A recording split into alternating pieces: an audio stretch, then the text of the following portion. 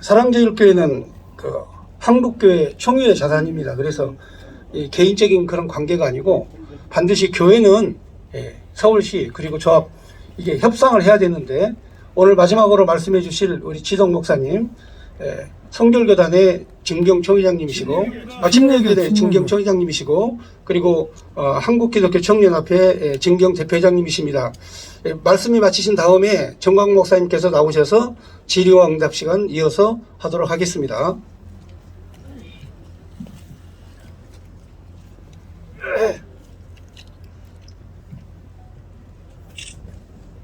저는 침례교회 총회장을 역임한 사람으로서 침례교회가 뭔가 하지만 미국 가서 눈 감았다가 뜨면 침례교회, 눈 감았다가 눈 뜨면 침례교회, 미국의 텍사스주는 침례교회 바글바글 끓습니다. 그들은 국민을 위해서, 민족을 위해서 얼마나 공헌하고 헌신하고 있다는 것을 기억해 주시고, 지미 카터 대통령은 지금도 90이 넘었지만은 침례교회 주일학교 교사로서의 열심히 봉사하고 있는 상태입니다. 저는 한기총회 6번째 대표 회장을 역임한 20년 전에 회장을 역임한 지덕 목사입니다. 제가 오늘 할 수 있는 말은 김구 선생님이 경찰서 하나 세우는 것보다 교회 10개 세우는 것이 이 나라가 복받는 비결이다. 김구 박사님이 그런 말씀을 하는 때가 있었습니다. 오늘 아침에 국민일보 미션란에 보면 서울 시내에 있는 교회들이 수백 개의 교회들이 단합이 돼서 거기에 성명서를 냈습니다. 동성애를 위한 그 반대하는 결의가 한국교회 교회 이름 목사들 명단까지 나와서 오늘 아침에 보도된 것을 보았습니다. 두 목사님이 말씀을 잘해 주셨기 때문에 저는 오늘 이 사랑제일교회 전광훈 목사님이 심호하는 사랑제일교회는 전광훈 목사 교회가 아닙니다. 절대로 전광훈 목사 개인 교회가 아닙니다. 한국 교회에 소속되어 있는 교회이기 때문에 교통적으로 도로를 새롭게 만들고 교회를 새롭게 지을 때 담임 목사하고 10번, 20번 만나서 의논하면서 교회를 새롭게 만들어야 하는 것이 이 정부가 해야 할 일인 줄 압니다. 그렇기 때문에 이렇게 의논하지도 아니하고 전광훈 목사를 감옥에 넣어놓고 교회를 철거해버리려고 별수단 방법을 했지만 교회가요 고구마 줄기 같아서 땅콩 줄기 같아서 건드리면 건드릴수록 계속해서 커져갑니다. 한국교회는 이런 경험을 많이 했기 때문에 일제마립에서 당했던 교회, 6.25 때 당했던 교회의 상처를 다 경험하고 있기 때문에 다시 말씀드립니다. 사랑제일교회는 전광훈 목사의 교회가 아닙니다. 한국교회 기독교 총연합회에 관계된 교회이기 때문에 함부로 건드리면 안 됩니다. 건드리면 하나님이 그냥 두지 않을 줄 생각합니다. 그래서 오늘 교회마다, 제가 있는 교회는, 설립한 교회는 서울 강남에 있습니다.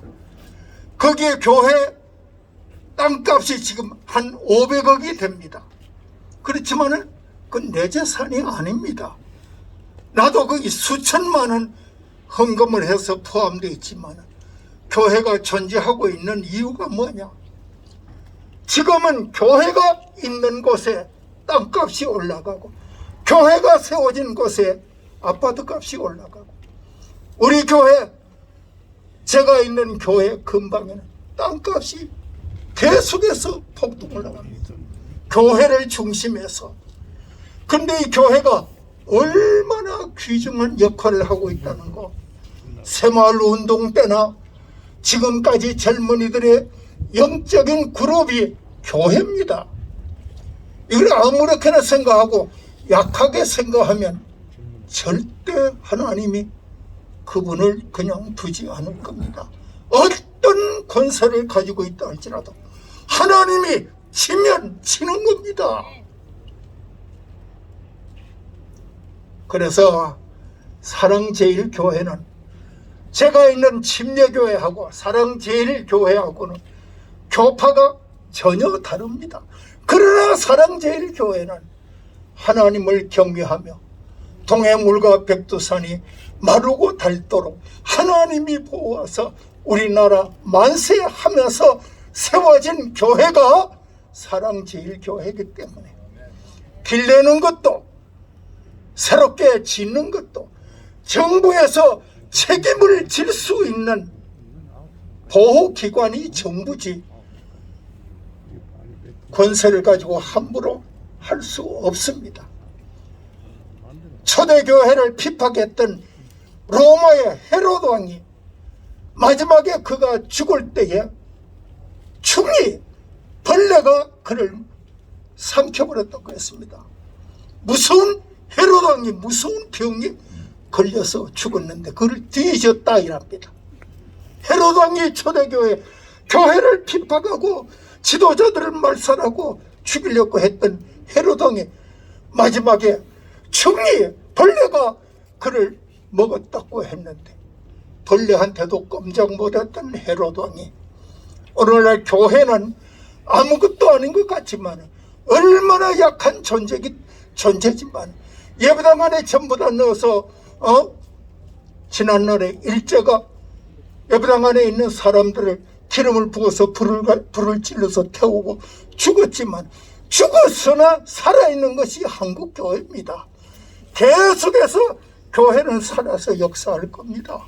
신학교 학생들이 이걸 다 보면서 금년도 신학대학마다 입학생들이 전부 다 오는 이유가 뭐냐, 선교의 각오를 가지고 죽으면 죽으리라 하는 이런 각오를 가지고 젊은이들이 갈 대학이 많이 있지만 신학대학으로 모여드는 이유는 하나님이 이 민족을 역사하고 주관하고 계시다는 거.